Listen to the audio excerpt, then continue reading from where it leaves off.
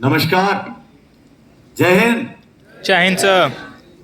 सबसे पहले तो एक बात याद रखो, जब मैं आया स्वदेश जी और सर गुप्ता जी से बात हुई तो आप अभी फर्स्ट ईयर में ज्यादातर बच्चे हैं जो, और ये एक ओरिएंटेशन प्रोग्राम है। इस उम्र में तो जब हॉल में आप बैठे हैं तो पता हो जाना चाहिए कि जीवंतता क्या होती है। और आप सब ऐसे बैठे हैं, कुछ अच्छी बात भी हो रही तो ऐसा लग रहा बड़ा मुश्किल से ताली बज रही है। जबरदस्ती आए हो क्या? हमेशा याद रखो, एक देखो जोश, अगर कुछ पाना है ना, अगर आपकी सही में कुछ डिजायर है कि आपको कुछ बनना है, और ये अगर आपकी अपना सपना है, आपने अगर सोचा है तो इसके लिए हर कदम पे लड़ना पड़ेगा और ये दिखाना पड़ेगा कि तुम हो। आपने सुना होगा, वसूलों पे आंच आए तो टकराना जरूरी है, और अगर जिंदा हो तो जिंदा नजर आना जरूरी है। दिखाओ कितना फ्लैशबैक में जाएं हम लोग। आज 2023 की बजाय जब हम लोग 94, 95 की तरफ जाएंगे तब इस उम्र में आएंगे। आने वाले समय 50 साल बाद जिस तरह आर्टिफिशियल इंटेलिजेंस, वर्चुअल की जगह ऑगमेंटेड रियलिटी बढ़ती जा रही है, हो सकता है 50-70 साल बाद वो जो टाइम मशीन का फार्मूला है वो भी सक्सेस हो जाए। लेकिन बेटा, आप लोग जिस उम्र में हैं, +2 करने के बाद अब आपके पास बड़े सपने होंगे। ये वो उम्र है जब कुछ भी हासिल किया जा सकता है। ये वो उम्र है जब हमें प्लानिंग करनी होती है कि आखिर हमें जिंदगी में मुकाम क्या पाना है। और याद रखना, यही वो उम्र है, अगर आपने इन्वेस्ट सही नहीं किया, सही तरीके से प्लान नहीं किया, तो आने वाला समय आपकी पीढ़ियां, आपका परिवार पूछेगा कि आपने क्या किया। तो आप तो +2 के बाद नॉर्थ इंडिया में ज्यादातर, हमारी पीढ़ी में तो बच्चों का और मां बाप का एक ही उद्देश्य होता था कि अगर +2 साइंस साइड से पास किया है तो 2 ही आयाम है बेटा, या तो डॉक्टर बन जाओ या इंजीनियर। और अब देखो, तुम तो बन गए हो यार। और अगर बने हो, खैर अभी पढ़ाई का पहला शुरुआत है, ओरिएंटेशन है, पहली बार आए हो, अब ये 4 साल ये भी लगेगा कि माता पिता ने कहा था पहले 10th पास कर लो, इसके बाद पढ़ाई कम होगी। फिर कहा +2 कर लो, ये लास्ट मौका है जब पढ़ना पड़ता है, +2 भी कर लिया। उसके बाद IIT के लिए जी की तैयारी भी कराई होगी, और उसके बाद आप इंजीनियरिंग कॉलेज GNIOT में आए हैं। और फिर मैं जब ये कह रहा हूं, क्या कह रहा हूं, 4 साल और। लेकिन ये 4 साल देखो बड़ा साफ है, या तो 4 साल में अपनी किस्मत, अपना भविष्य निर्धारित कर लो, 4 साल मेहनत करो और फिर पूरी जिंदगी एक बेटर स्टूडेंट, एक बेटर परफॉर्मेंस की तरह रहो, और या फिर 4 साल ऐसा करो और फिर पूरी जिंदगी एक पछतावा लेकर चलो कि काश मैंने ऐसा किया होता। इस प्रोग्राम का नाम क्या है? ओरिएंटेशन। आपको सही दिशा देना। सबसे पहले तो आपको इस बात का गर्व होना चाहिए और एक प्राउड फील होना चाहिए कि you are in right hand. आपको ऐसे ऐसे लोगों से, सुपर 30 आनंद सर, संजय मिश्रा, इन लोगों के बारे में आप जानते होंगे। और अगर बीच बीच में ऐसे प्रोग्राम हो रहे हैं और जैसा सर लोगों ने अपनी बातों में कहा, ये आपके साथ एक मेंटर की तरह है। वो पहले ही राजेश गुप्ता सर ने कह दिया कि अटेंडेंस बड़ा जरूरी है, discipline with study is success. अगर केवल पढ़ाई नहीं करनी, यह भी बता दूं, ये 4 साल आपकी जिंदगी के लिए कितने बहुमूल्य हैं। इन 4 सालों में पढ़ाई एक आयाम है मात्र। क्लास में प्रोफेसर जो भी पढ़ा रहे हैं उसे सीखो, लेकिन जो आपकी लाइफ, जो हॉस्टल लाइफ होगी, जो आप एक स्टूडेंट बनकर जो बाकी आप क्लास के बाहर जी रहे हैं, इससे बेहतर लर्निंग वो किताबें भी नहीं देंगी। आपको एक एक पल सिखाएगा। जब आप बाहर से आए होंगे तो कैसे एक एक चीज के लिए स्ट्रगल करना पड़ता है, ये सब आपको सीखना है। और ये जो लर्निंग होगी, ये आपको ज्यादा बड़ी शिक्षा देगी, आपको ज्यादा बेहतर इंसान बनाएगी। इसलिए कह रहा हूं, मैं उनमें से नहीं कहूं कि 24 घंटे का मतलब केवल पढ़ाई। मैंने आके कहा कि 4 साल अब कीमती है। इसका मतलब यह नहीं है केवल किताबों में डूब जाओ। एक डिसिप्लिन, एक शेड्यूल, एक अच्छे विद्यार्थी की तरह अपनी प्रायोरिटीज तय कर लो। और सबसे पहले यह तो तय है, जिसलिए आए हो 4 साल में इंजीनियरिंग की डिग्री, अच्छी पढ़ाई से। मैं बहुत परसेंटेज और आपके मार्क्स की बात नहीं करूंगा, लेकिन जो सीखने आया वो सीख के जाओ। Learning is important then marks. और वो अगर सीख के जाओगे और उसके साथ साथ इसी उम्र में अपनी पर्सनालिटी को डेवलप होने दो। आपकी जो भी एक्सेलेंस है उसको आगे बढ़ाओ। आपकी कम्युनिकेशन स्किल, लोगों से कैसे मिलना है, इन परिस्थितियों में कैसे रहना है, ये सारी बातें इस 4 साल में आपको सीखनी है। और मैं एक बात बता दूं, अभी आपकी अपनी जिंदगी है, आप कुछ भी कर सकते हैं, लेकिन जैसे ही नौकरी लगेगी, जैसे ही आपके ऊपर रिस्पॉन्सिबिलिटी आएगी, बेटा फिर आप अपनी जिंदगी नहीं जीते हो, आप उस ऑफिस, उस कैरिकुलम और परिवार के लिए जीने लगते हो। तो गर्व करो कि ये तुम्हारा बेस्ट टाइम है लाइफ का। और अगर बेस्ट टाइम है तो इस बेस्ट टाइम को बेस्ट बनाओ, निकालो। और मैंने फिर कहा, मेरे 4 साल का मतलब केवल पढ़ाई से नहीं है। पढ़ाई के साथ साथ जो डेली लाइफ में स्ट्रगल्स हैं, डेली लाइफ के चैलेंजेस हैं, दोस्ती है, यारी है, योगा है, जो भी आपकी एक्स्ट्रा करिकुलर एक्टिविटीज है, उसके साथ अपने आप को आगे बढ़ाओ। जैसा कि मैम ने इंट्रोड्यूस किया, सर ने भी आकर बोला, देखो एक चीज बड़ी साफ है कि अगर आपको सफल होना है, अगर केवल आपको एक नौकरी पानी है, तो एक कैरिकुलम में चलिए, किताबें पढ़िए और किसी तरह इंटरव्यू देके, जहां पर भी कैंपस होता है या कोई फर्म है, वहां जाकर अगर नौकरी पानी है तो इस तरह से नौकरी पा लीजिए। लेकिन याद रखिए, अब हम न्यू इंडिया में हैं, और न्यू इंडिया केवल जॉब सीकर की बात नहीं करती, जॉब गिवर की बात करती। नए नए स्टार्टअप शुरू हो रहे हैं, इनोवेशन शुरू हो रहे हैं, और अब एक पीढ़ी देखी गई जो सरकारी नौकरी या जो बड़ा स्टेबल अप्रोच रखती है, उसकी जगह कुछ नया करना चाहती है, रिस्क लेना जानती है। और इस पीढ़ी से यही उम्मीद है कि अगर इंडिया को, आप में से कितने लोग चाहते हैं इंडिया को डेवलप्ड नेशन देखें, विकसित देश देखें? आप सब होना चाहिए ना। और हमारे प्राइम मिनिस्टर का लक्ष्य है 2047, जब 100 साल आजादी के पूरे होंगे तो क्या हो? इंडिया विकसित भारत हो, विकसित देश हो। और जब विकसित हो तो उसमें सबसे बड़ा रोल आपका है, क्योंकि इंडिया इन मेकिंग प्रोसेस से गुजर रहा है, नया भारत निर्माण के दौर से गुजर रहा है। और यहां पर जरूरत होगी टेक्निकल जो स्टूडेंट्स हैं, जो पढ़कर इंजीनियरिंग या इस तरह के सब्जेक्ट लेकर आए हैं, वो और क्या बेहतर दे सकते हैं।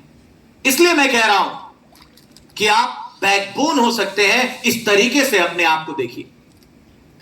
मेरी यात्रा के बारे में जैसा सर लोगों ने कहा, मैं एक बात बड़ा स्पष्ट कर दूं कि कोई भी चीज किस तरीके से कही जाती है, ये गुण सीखना अपनी सफलता में, और सामने वाला बोर्ड क्या सुनना चाहता है, इसको जानना बड़ा जरूरी होता है।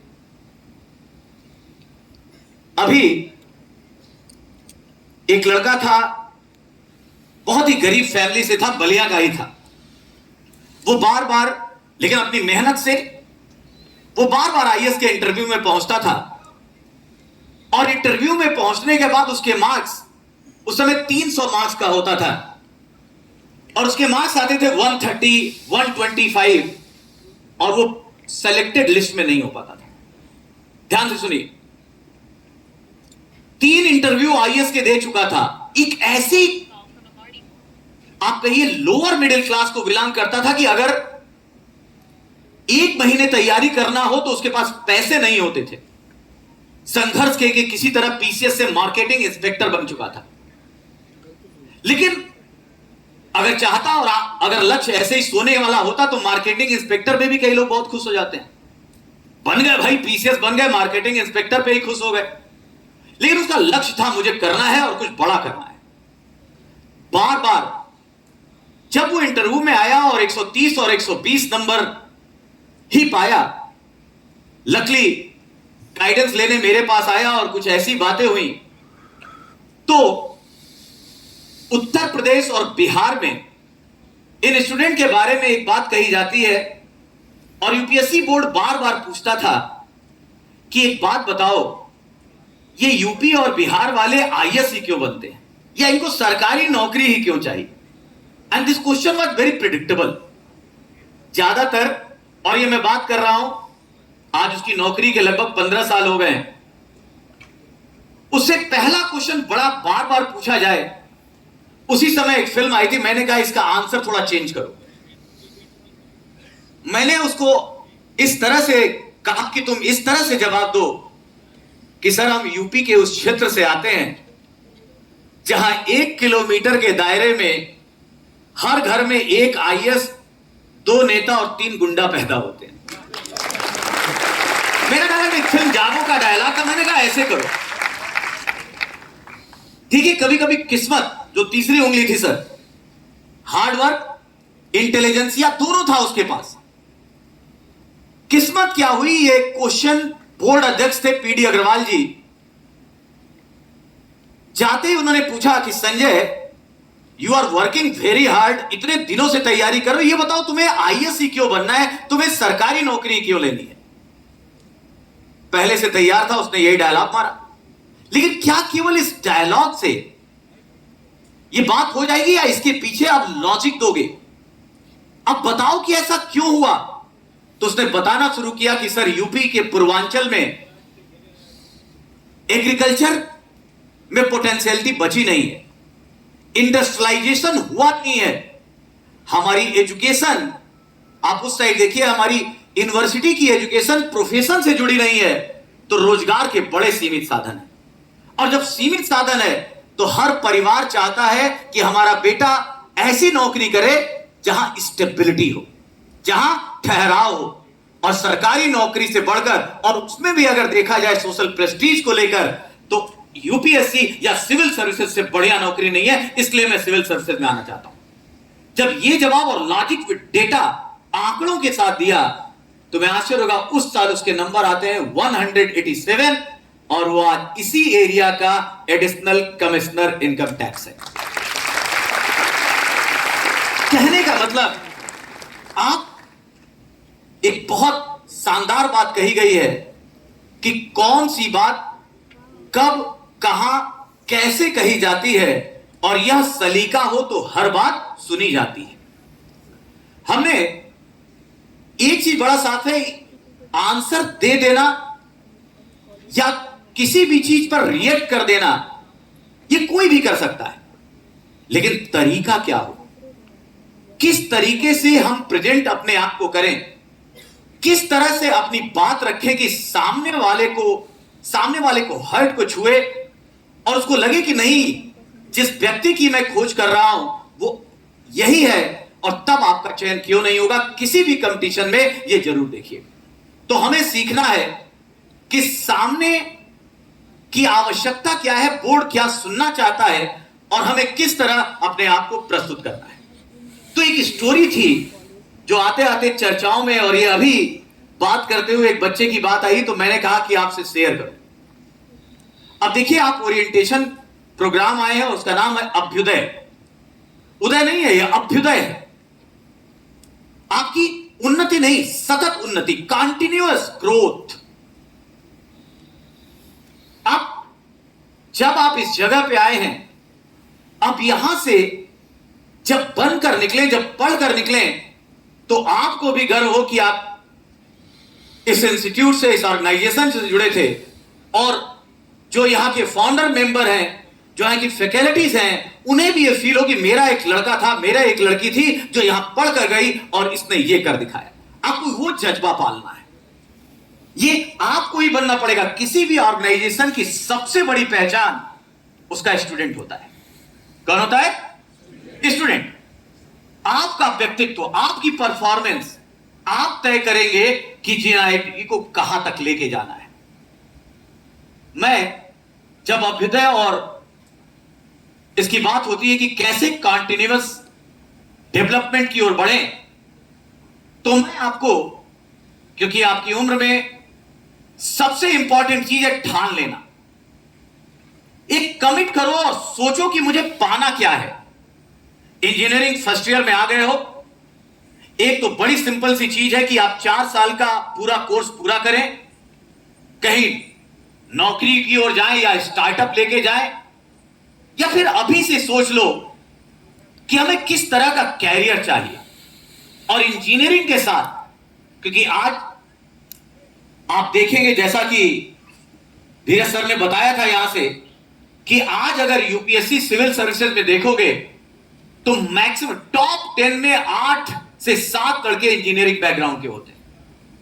ये कितनी इंपॉर्टेंट, कितना बेस बनता जा रहा है कॉन्सेप्चुअली, ये इसको देखिए। इस तरीके से अपनी पढ़ाई के साथ इसको शामिल करते रहिएगा। मैं सबसे इस शुरुआती दौर में जब आप पढ़ाई कर रहे हैं, तो एक चीज जरूर मानूंगा और आपसे मांगूंगा कि सपने जरूर देखो। जैसे आपने एपीजे कलाम साहब का बड़ा मशहूर वो वाक्य सुना होगा कि हमें सपने जरूर देखने चाहिए, लेकिन वो सपने देखने चाहिए जो हमें सोने ना दे। वो सपने नहीं मुंगेरी लाल वाले की बैठकर कहीं करीना कपूर दिख रही है और कहीं शाहरुख खान। हमें वो सपने देखने जो हमें बेचैन करे। हमें ये पाना है आज हमने क्या किया, इस सपने को पाने के लिए हमें और क्या करना पड़ेगा, वो तड़प होनी चाहिए। और यही वो उम्र है बेटा। अगर आज नहीं ठानोगे तो फिर थोड़ी मुश्किलात होगी। और मैं हमेशा दुष्यंत कुमार को याद करता हूं जब वो कहते हैं कि ये दिल भी मेरा बच्चे की तरह जिद पे अड़ा है, या तो सब कुछ चाहिए या कुछ भी नहीं। तो थोड़ी सी ललक पैदा करो, फायर पैदा करो, एक बार ठानो की पाना है। देखो रास्ते अपने आप आ जाएंगे। जब आप किसी चीज के लिए, जब किसी चीज को दिल से चाहते हो, जब किसी चीज को पाने के लिए पूरी मेहनत करते हो, तो याद रखिएगा nature conspire for your success. सारी वो फिल्मों में भी ला दिया ना, सारी कायनात आपकी सफलता के लिए मदद करने लगती है। ये डेल कार्नेगी की किताब शाहरुख खान ने ओम शांति ओम में कुछ और कर दिया, लेकिन याद रखना है आपको, आप जो ऑरा क्रिएट करेंगे, आप जिस तरह से किसी लक्ष्य को पाने के लिए उसके पीछे समर्पण करेंगे, आप मान के चलिए अगर आप सही तरीके से पॉजिटिविटी से फुल एनर्जी से लगते हैं तो देखेंगे कई बार आसपास के लोग संसाधन बन जाएंगे और आपको सफलता की ओर पुश करेंगे। ये बात, और इसीलिए कह रहा हूं कि सपने जरूर देखो और क्या पाना है, क्या बनना है, अभी से सोचना शुरू कर दो। अभी मैं हमेशा, पिछली बार मैंने एक बात कही थी कि विदाउट लाइफ, मैं हर, चूंकि नए बच्चे हैं, मैंने 3A फार्मूले का जिक्र किया था। 3A अपनी लाइफ पे इंपॉर्टेंट बना लो। पहला ए है एम, एक लक्ष्य निर्धारित करो, बनना क्या। क्योंकि देखो ना कितनी भीड़ है, भारत की जनसंख्या 140 करोड़ हो चुकी है, और अगर इतनी बड़ी पॉपुलेशन में हम लेकर जी रहे हैं तो भीड़ बहुत है और रिसोर्स बहुत कम है, संसाधन कम है, जनसंख्या ज्यादा है, तो ऑब्वियसली प्रतिस्पर्धा होगी या नहीं होगी। और कंपटीशन है तो बेटा कंपटीशन में वही परफॉर्म करेगा जिसने उसके लिए तैयारी की। एम जरूर रखो। दूसरा ए है एटीट्यूड। एटीट्यूड पूरा पॉजिटिव रखो कि अगर मैं नहीं कर पाऊंगा तो दूसरा वाला नहीं कर पाएगा। पुष्पा के शब्दों में पुष्पा झुकेगा नहीं, है ना? हाँ, ये समझ में आया होगा। लेकिन ये ताली मत बजाओ, अपने अंदर डालो। एटीट्यूड इस लेवल का होना चाहिए कि वो सुना ना, जब तक तोड़ूंगा नहीं तब तक छोड़ूंगा नहीं।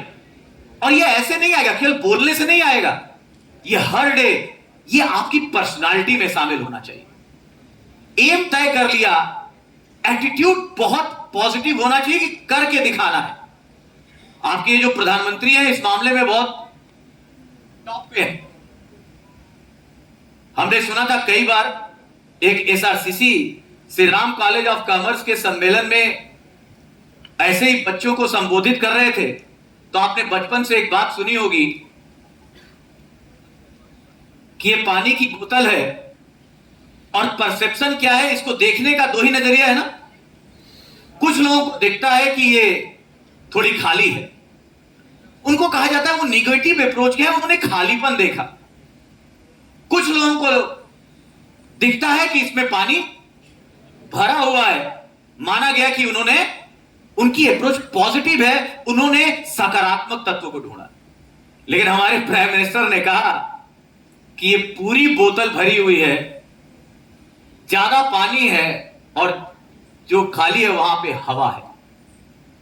तो ऐसी बातें भी खोज निकालने वाले, और इसीलिए मैं आपसे कहता हूं कि ये सारी बातों के पीछे आपको क्या मिलता है, आप क्या ढूंढते हैं, आपका नजरिया क्या है, ये इंपॉर्टेंट है। और यही है aptitude, your vision, your analysis, your approach, किस तरीके से चीजों को देखते हो। और तीसरा ए है एक्शन। केवल एम तय कर लिया, हमें ये बनना है, हमें ये करना है, एप्टीट्यूड भी बातों से कर लिया कि नहीं, चाहे कुछ हो जाए हम हारेंगे नहीं, लेकिन इसके लिए कुछ रोड मैप, कुछ पढ़ाई लिखाई, कुछ एक्शन करना पड़ेगा। और वो एक्शन है, अब आपने जो एम तय किया उसके रिगार्डिंग एक्शन तैयार कीजिए।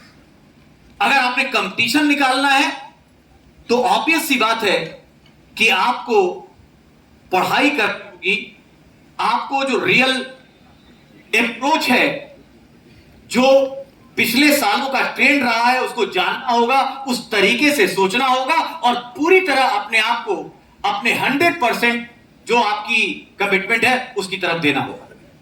तो अगर आप इन 3 एज को लेकर चलते हैं, तो मैंने देखा है अपनी लाइफ में कि ज्यादातर लगे रहे लोग इस कमिटमेंट के साथ, कम से कम एग्जाम निकालने की सफलता तो जरूर हासिल कर पाए हैं। जैसा मैं हमेशा एक संदर्भ का जिक्र करता हूं, क्योंकि जब आप पढ़ाई करेंगे और बाहर आए हैं अपने क्षेत्रों से, कोई यूपी से, बिहार से, सर ने बताया 22 स्टेट, ये रियली एक प्राउड मोमेंट है इस ऑर्गेनाइजेशन के लिए, जब हर जगह मशरूमिंग होती जा रही है इंजीनियरिंग कॉलेजेस की, और ऐसे में अगर 22 राज्यों से विद्यार्थी जेएनआईटी आ रहा है, तो this is really proud moment for the organisation. अब लेकिन यहां पर आए हो तो सीखना, आपने जानते हो दुनिया में सफल और बढ़िया कौन आगे निकलता है? जो अपने कंफर्ट जोन से आगे निकलता है। आप रोज चैलेंज लो, चुनौतियों से जो लड़ता है वही आगे बढ़ता है, उसके बारे में लोग जानते हैं। नहीं तो देखो इतने सारे लोग, मीडियाकर को कोई नहीं पूछता बेटा। अगर अच्छा करना है, कुछ आगे बढ़ना है, चाहते हो कि तुम्हारे बारे में भी लोग चर्चा करें, तो ऑब्वियसली तुम्हें अपने इस कंफर्ट जोन से आगे निकलना होगा। चैलेंज लो और कुछ ऐसा करने की कोशिश जरूर करो। कभी मत सोचो कि दूसरा क्या कह रहा है। स्ट्रेस मैनेजमेंट का एक बहुत अच्छा सूत्र है कि दुनिया का सबसे बड़ा है रोग कि क्या कहेंगे लोग। अगर ये सोचते रहे कि लोग क्या कहेंगे, कभी आगे नहीं बढ़ोगे। तुम क्या हो, तुम्हारी फ्रीक्वेंसी तुम जानते हो। तुम एक ऐसी एंटिटी हो, तुम्हारी सेल्फ एनालिसिस से बढ़कर कोई एनालिसिस नहीं हो सकती। आप लोगों में से कितने लोग हनुमान चालीसा जानते हैं? There was one very favourite line, मेरी सबसे जिस लाइन पे मुझे समझ में आता है वो ये है, आपन तेज संहारो आपे, तीनों लोग हाँकते कांपे। अब इसी को कोई सुकरात कहता है नो दाई सेल्फ, बुद्ध साहब कहते हैं आप दीपो भवा। ये सब वही बात है बेटा, जिस दिन अपना तेज संभारो, यही मैं कह रहा हूं, सेल्फ कॉन्फिडेंस ये क्रिएट करो। और हमारी सब जगह पे दिया हुआ है, हमें बहुत ज्यादा भटकाव की जरूरत नहीं पड़ेगी। एक बड़ा इस्कॉन के जो गुरुदेव हैं वो हमेशा एक बात कहते हैं कि हम जिस तरीके से चल रहे हैं, हमारे सामने जो लक्ष्य है उसको पाने के लिए, तो ये भूल जाओ भीड़ क्या कर रही है, ये भूल जाओ कि लोग क्या कह रहे हैं, और सबसे बढ़कर ये लोग क्या कहेंगे इस चीज से एकदम अलग हट जाओ। क्योंकि वो कहते हैं कि वो क्या सोचेंगे ये भी अगर हम सोचेंगे तो फिर वो क्या सोचेगा। सुना होगा कपिल शर्मा, केबीसी, सब जगह जा रहे हैं गुरुजी। ये मेरा वर्ड नहीं, लेकिन कितनी अच्छी बात है, क्योंकि इस देश में बातें करना और हिंदी प्रदेश में सबसे इजी चीज है किसी का क्रिटिसिज्म। आपने किशोर कुमार का वो गाना सुना होगा कि कुछ तो लोग कहेंगे, लोगों का काम है कहना, है ना, और तू कौन है, तेरा नाम है क्या, सीता भी यहां बदनाम हुई। लोगों ने सीता को नहीं छोड़ा, और जब मां सीता को नहीं छोड़ा तो हम आप कौन होते हैं। परीक्षाएं दो, लोग क्या कहते हैं कहते रहने दो, लेकिन आप क्या हैं। आपने जिस कमिटमेंट को ठाना है, जो रोड मैप बनाया है, और जिस तरीके से आप अपनी जिंदगी की लड़ाई पर आगे बढ़ रहे हैं, आप मान के चलिए कि अगर आप सही हैं, आप पॉजिटिव हैं और आप कमिटेड हैं, तो भले ही देर सही लेकिन सफलता जरूर मिलेगी। क्योंकि एक और जब प्रसंग की बात होती है तो रामायण का एक प्रसंग मैं स्टूडेंट से जरूर शेयर करता हूं। आप सबको याद होगा कि जब सीता जी का हरण कर लिया था रावण ने, और जब पता चला कि वो श्रीलंका में हैं, पूरी सेना जाती है हिंद महासागर के पास, और हिंद महासागर में बड़ी सारी हिलोरें आ रही हैं। हिंद महासागर की वो पहली बार अयोध्या से गया हुआ, आप समझ ही रहे हैं वहां पर समुद्र नहीं है, वो जो ज्वार भाटा उभरा, वो जो हमारे रिछ थे, बानर थे, और जो सेना थी वो डर गई, और डर गई, कहे कि इसको कैसे पार करेंगे, और इसको कैसे पार करेंगे। सारे लोग बैठ गए, चिंता में बैठ गए। तो एक बुजुर्ग रिछ आता है और हनुमान से कहता है, का चुप साध रहा बलवाना। अरे हनुमान, तुम वो हनुमान हो जो बचपन में सूर्य को निगल गया था, तुम अपनी ताकत पहचानो। और जानते हो फिर हनुमान जी ने क्या किया, सबको पता है।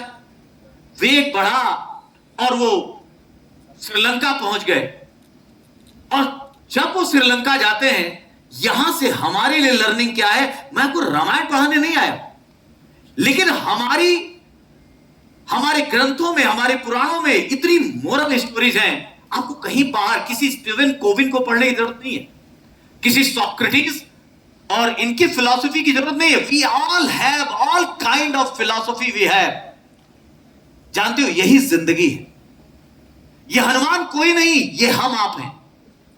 और ये समुद्र की लहरें क्या है पता है, ये समुद्र की लहरें चुनौतियां हैं, चैलेंजेस हैं। जब हम चैलेंज देखते हैं, जब हम थोड़ी सी समस्या देखते हैं, हम डर जाते हैं, हमारा दिल बैठने लगता है, अरे अब कैसे होगा। हुआ था या नहीं हुआ कभी आपके पास? आपने जब एग्जाम दिया होगा किसी कंपटीशन का, और एक बार में नहीं हुआ, तो आपको थोड़ा फील हुआ होगा, अरे नहीं हो पाया, डर लगा होगा। जीवन की चुनौतियां, ये वो लहरें हैं, ये समुद्र है, ये हिंद महासागर है, बार बार आएंगी। हनुमान तुम्हें खुद बनना पड़ेगा। और यहां पर एक जो रिच है, जो जामवंत है, वो आपके टीचर है, वो मेंटर है। आपको दिशा, अगर सही मेंटर मिला, आप सही हाथों में हैं, और अगर इस तरीके से आपको एहसास दिलाया जाए कि आपकी रियल पावर क्या है, आप किस तरीके से अपनी पोटेंशियलिटी को मैक्सिमाइज कर सकते हैं, इसमें मेंटर्स की भूमिका है। तो याद रखिए, ये इंस्टीट्यूट और ये मेंटर जामवंत की भूमिका में। लेकिन फिर कह रहा हूं, हनुमान आपको बनना पड़ेगा, आपको अपनी मेहनत करनी पड़ेगी, आपको अपनी लगन से अपनी ताकत को पहचान कर अपना 100% देना होगा, और तब जो भी लक्ष्य है, जहां भी जाना है, आप 100% सक्सेसफुल। क्लियर? बोलो भाई पीछे। तो ये सारी बातें हमें सब पता होती है, और हम ढूंढते रहते हैं कि आखिर किससे सीखें, आखिर कौन हमें मोटिवेट करे।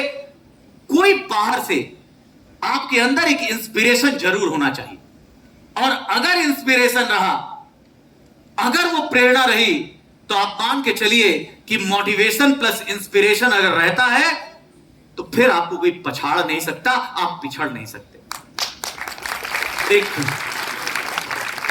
आए सर, एक लास्ट मैं आपसे बात करते हुए कहता हूं कि इन 4 सालों में कभी और मौका मिले तो अपनी मैनेजमेंट की एक थ्योरी का स्वॉट एनालिसिस अपनी जरूर करना। स्वॉट, एस माने स्ट्रेंथ। बेटा रोज देखो और एक बार मिरर में देखो और पहचानो कि तुम्हारी स्ट्रेंथ क्या है, ताकत क्या है।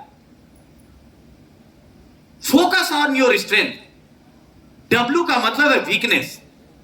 कोई ऐसा नहीं होगा जिसकी कोई वीकनेस नहीं होगी। किसी की कम्युनिकेशन स्किल वीक होगी, कोई इंट्रोवर्ट होता है, किसी का मैकेनिकल पहले साल तो सर सब पढ़ाते होंगे, किसी को मजा आता है कंप्यूटर साइंस में, तो किसी को सिविल में, किसी को मैकेनिकल में, किसी को नहीं आता। तो वीकनेस को स्ट्रेंथन करने की कोशिश करनी है, स्ट्रेंथ को फोकस करना है, वीकनेस को जल्द से जल्द हटाने की जरूरत है। और तीसरा ओ का मतलब है अपॉर्चुनिटी। आप देखिए आपके पास किस तरह के रिसोर्स अवेलेबल है, आपके पास कौन सी फैकल्टी है, उनसे मैक्सिमम लो। जैसा मैम ने कहा था जब निर्माण आईएएस की नींव रखी मैंने, तो उसका मोटो रखा, keep the best take the best. जितनी मेहनत तुम करोगे उससे ज्यादा तुम्हें बेहतर मिलेगा। अगर बैठकर यहां सुनने आए हो, अगर केवल बैठकर 4 साल पूरा करने आए हो, तो क्या चाहिए, आओ जाओ फीस दे चले गए। लेकिन अगर सीख के जाना है, कुछ बन के जानना है, तो उतना ही क्वेश्चन पूछो, उतनी ही प्रेरणा लो, उतना ही परेशान करो टीचरों को, अपॉर्चुनिटी एक्चुअलाइज करो। और लास्ट है थ्रेट। यह बात हमेशा आती है ह्यूमन लाइफ में, अगर आप पढ़ाई करने के बाद निकले तो क्या होगा, अगर मुझे नौकरी नहीं मिली तो क्या होगा, यह थ्रेट बना रहेगा। लेकिन इस थ्रेट को मिनिमाइज करना है, यह सोचकर कि हमने जिस तरह अपने स्ट्रेंथ और वीकनेस पे काम किया है, हम किसी भी तरह इस थ्रेट को अपने दिमाग में नहीं चढ़ने देंगे।